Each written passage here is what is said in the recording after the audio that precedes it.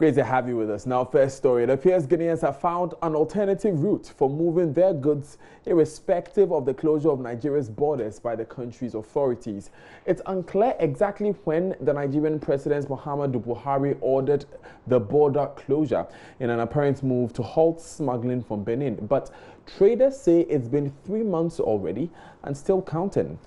Ghana's government, through the Ministries of Trade and Industry and Foreign Affairs, have followed a series of meetings with their Nigerian counterparts, and they have indicated that talks are still ongoing to allow Ghanaian businesses passage.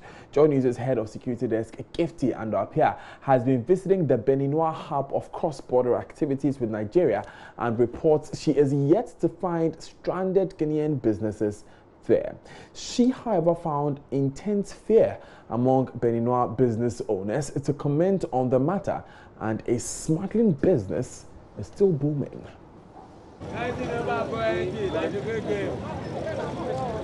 This is Tokpa Market. It is one of the biggest in Cotonou.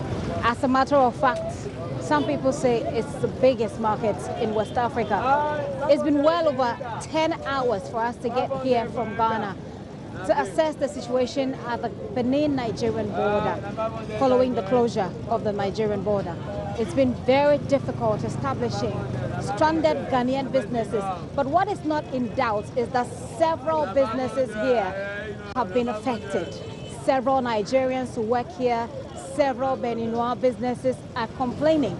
But what is very interesting to note, though, is that they will not go on record. There seems to be an intense fear among the populace about speaking on this matter. Some say there are political undertones, and some say there is a disciplinary committee set up here in Benin, and that prosecutes people, or if you like, takes people to tribunal for saying the least thing wrong. And so they're very hesitant to talk to me. But they tell me cash inflows have been affected severely, and they say prices of goods have gone up.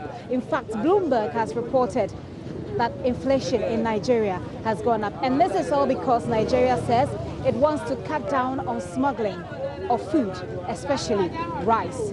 What we can confidently report also is that despite the closure of the border, there are several illegal routes which are being plied by smugglers.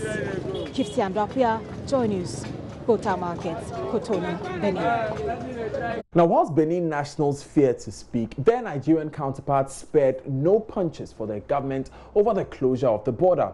Some describe the situation as a calamity with the potential of killing businesses and people. The closure is affecting my business because as the last 2 weeks or 3 weeks, the president now gave an order through the chief controller of customs that there shouldn't be anything like importation or exportation. Then likewise last week when I went to Nigeria, I was coming back Badagry to be precisely.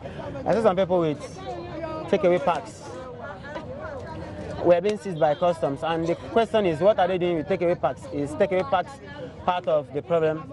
Is taking takeaway packs down here to sell, or to any West Africa country? Is that a problem? We don't just want to face the facts in Africa. We feel here in Africa we are being cheated. Africa is just what Putin called it. Africa is a mortuary, is a morgue, is a cemetery. Africa is a cemetery. Let's look at how it's affected. Do you have friends who have businesses who are also affected? How exactly is it affecting? Generally, it's affecting. Generally, it's affecting. You're not going to shy away that it's not affecting. It's affecting both the neighboring countries. It's affecting we in the diaspora that are doing one businesses or the other. It's affecting us. Since the closure of the border, things are no more coming in as it used to be before, because they block both import and export. So that you cannot import, you cannot export, as long as Nigeria is concerned. So there's nothing is working again. So once you bring in something, once you bring in your goods, there's no how, you can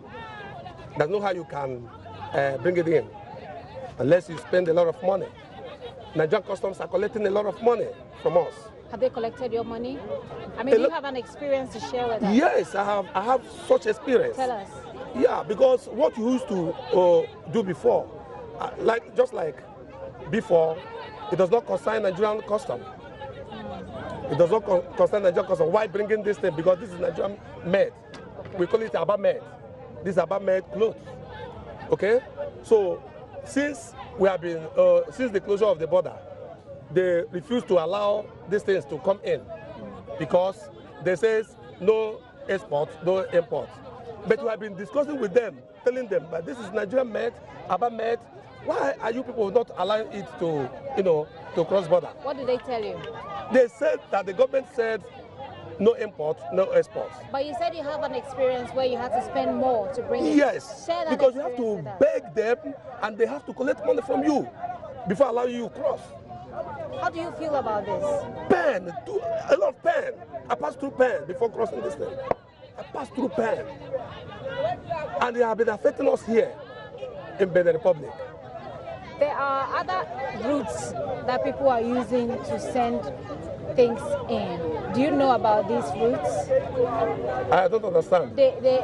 Some people have said that even though the border has been closed, there's still a way of taking your things in and bringing your things out.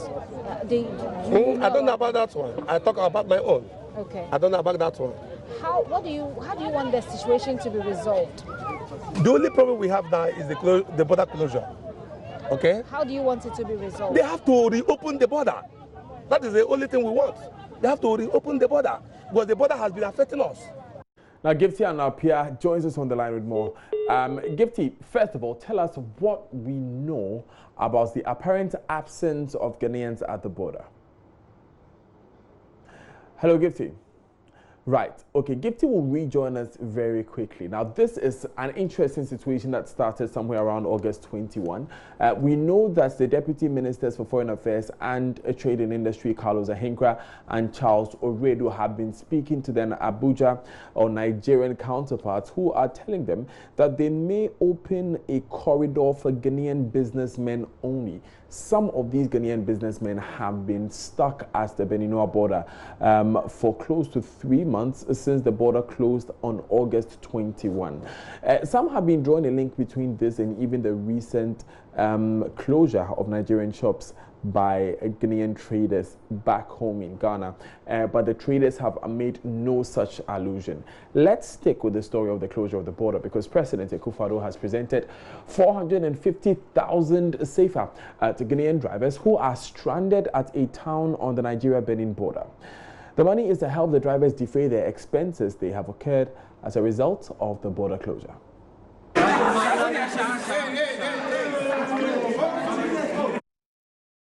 Across the border since Nigeria shut its border with Benin this year. The situation has led to hundreds of vehicles, mostly articulated trucks, being locked at both ends of the border.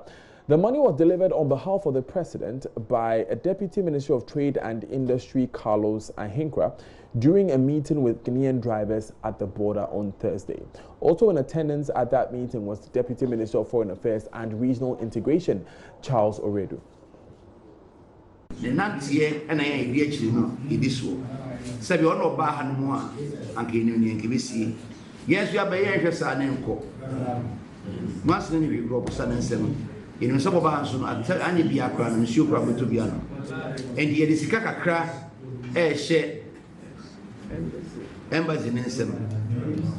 Yakacha said. Obi or them have beer at least 5,000 CFA. We are giving an amount of 5,000 CFA to everyone here for you to buy some food. Munimi is a Ghana for baby could be able to BBM, baby could be a Propopayasm, Yedumayim, BBM. The money will be left with the embassy. Please let your behavior reflect the character of our nation. And if we say Sanomote. Even ambassadors. You know Ghanaians are celebrated as calm and law-abiding. Don't allow your attitude to tarnish the image of Ghana. Even in your pain, do not forget that you are true ambassadors of our nation.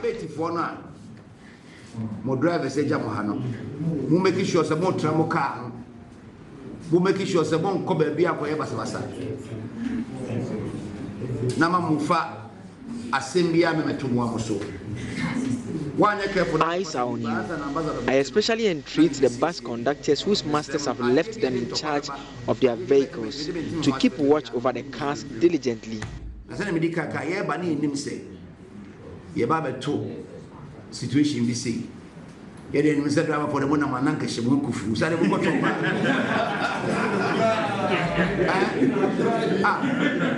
maybe 7 minute driver for a chop bad. I don't know me warm Kufu. And the minister driver, they want a man show.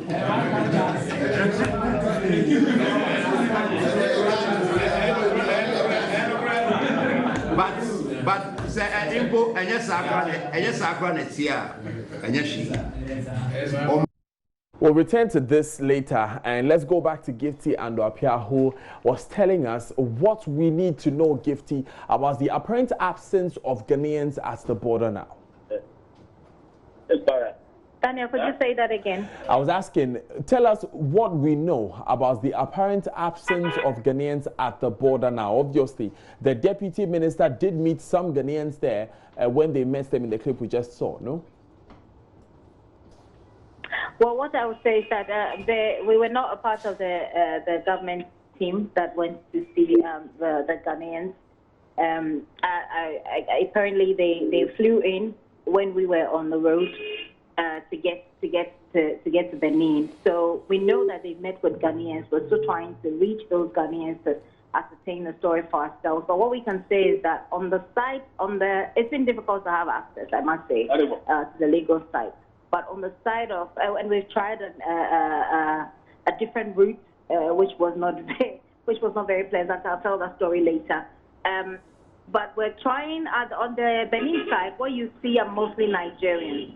The people who are doing business on this side are mostly Nigerians, and we could not establish the presence of stranded Ghanaians, at least from my checks so far.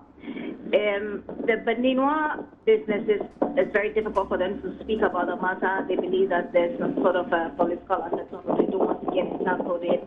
But then the Nigerians, one of those you heard, you just played it sound, they are very furious about the situation. When you get to the border, what you see is that a few people are moving in and out. That once you're moving without anything, I believe that it's easier for you to go. But you cannot move with groups. Also, what's happening at the border is that yesterday when we got there, for example, we had thousands of people, everybody volunteering to make that through without documentation. So they saw us as people who did not have documentation, and they were eager to help us pass through as long as we give them some money. So there's a lot of that going on as well. And there are other routes that are not approved routes, which are also being used. And we saw some people carrying stuff. We saw people with loaded things, moving through those routes. So even though the Nigerian government has said that this action is essentially to stop smuggling, I can say on authority based on my check yesterday that there is no smuggling going anyway. What are the security officials doing about this smuggling that is still ongoing? Well, if you take our own story that we did, our own series that we did on the borders, you know that the borders are porous, and it's not limited to Ghana. It's I would say it's an African thing, and so it's no different. It's no different here. So you take a very large area of land which shares borders with the other country, but then there will only be a specific designated area where you have a border post. What it means is that for the houses or for the space along the route where the border post is, there is still the possibility of crossing onto the other country. If you get the scenario I'm trying to paint for you. What we were told by some of the business guys that we spoke to, is that if you go on the other side, if you go onto the Nigerian side, they said there are no customs officials there at the moment. They tell me that there are only police officials there. Like I'm saying, it's been very difficult to get through, and we're still trying. But the routes are such that just like we have in Ghana, essentially two countries, and there's just a thin line between the two countries that essentially differentiates the country. So it's very easy to move along the side. So as long as you can have a route to go, people are going. The security officials, I I don't think can do much about it. I did not see any police officials. All I was saying is we tried to use an unapproved route, and we had to turn back because it got dangerous for us a bit. But I did not see any security personnel trying to prevent people from going on the unapproved route. But on the approved route, the border itself, you cannot go without any security checks. There are serious security checks that you have to go through. So that's the situation on the ground area. Thank you very much, Gifty and APPIAH, for updating us. As you heard Gifty say there's still smuggling ongoing. And at the moment, it's difficult to get in touch with some Ghanaian traders there.